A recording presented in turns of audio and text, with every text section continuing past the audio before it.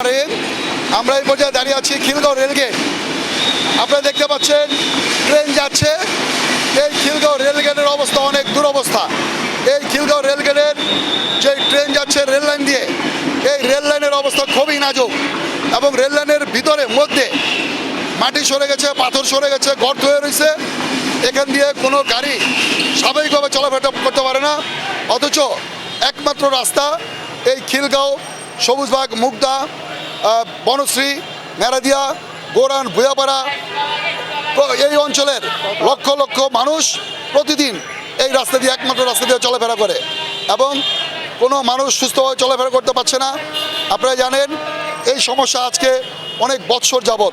এবং আরেকটি সমস্যা হচ্ছে যে আমাদের এই যে রেল লাইনের পাশে যেই রেলের যেই লাইনটি যেটি ফেলে রাখা হয়, এটা খুব কনজাস্টেড। আমরা মনে করি এই জায়গাটা ইচ্ছা করলে আরও অনেক চড়া করতে পারে। আমি আজকে এখানে দাঁড়িয়ে আমাদের এই 9 আসনের এমপি, মাননীয় প্রতিমন্ত্রী, সড়ক ও জনপদ এবং রেল পথের মাননীয় প্রতিমন্ত্রী হাবিবুর রশিদ হাবিব ভাইয়ের দৃষ্টি আকর্ষণ করছে যে উনি যেন অতি দ্রুত এই সমস্যাটি কীভাবে সমাধান করা যায়, আমরা ওনার দৃষ্টি আকর্ষণ করছি। কারণ এই এলাকার লক্ষ লক্ষ মানুষের প্রাণের দাবি, মনের দাবি যেন এই রেলগেটে প্রতি বছর এই জ্যাম লেগে থাকে।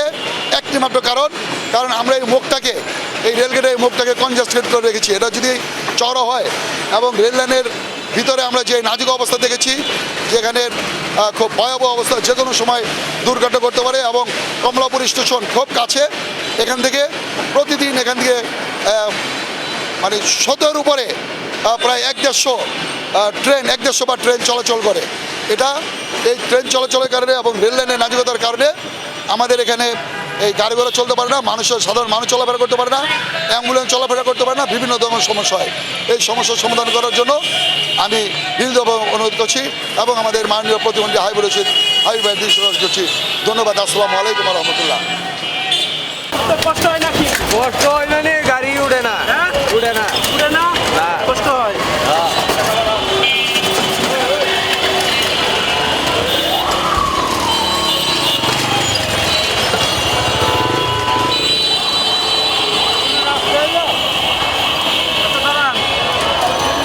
কষ্ট হয় কি না? হ্যাঁ, প্রচুর কষ্ট, প্রচুর কষ্ট। কষ্ট হয় দেন দাদা নাকি? হ্যাঁ, এদিক দিয়ে খিলার গাড়ি, হ্যান্ডার গাড়ি, এটা খুবই কষ্ট।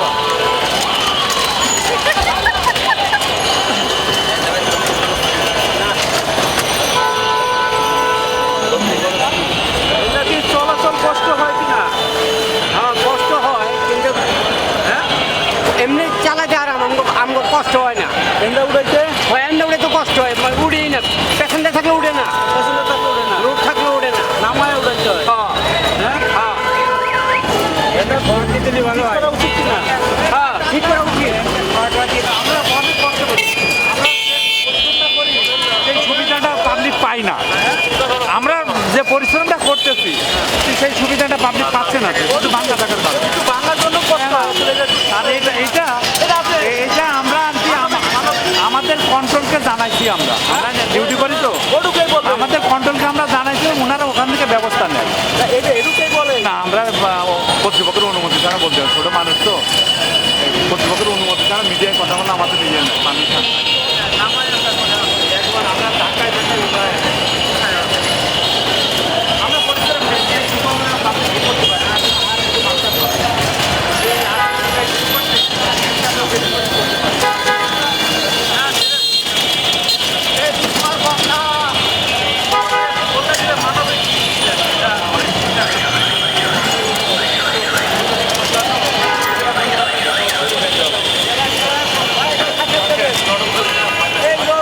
এই লোক ইকবাল।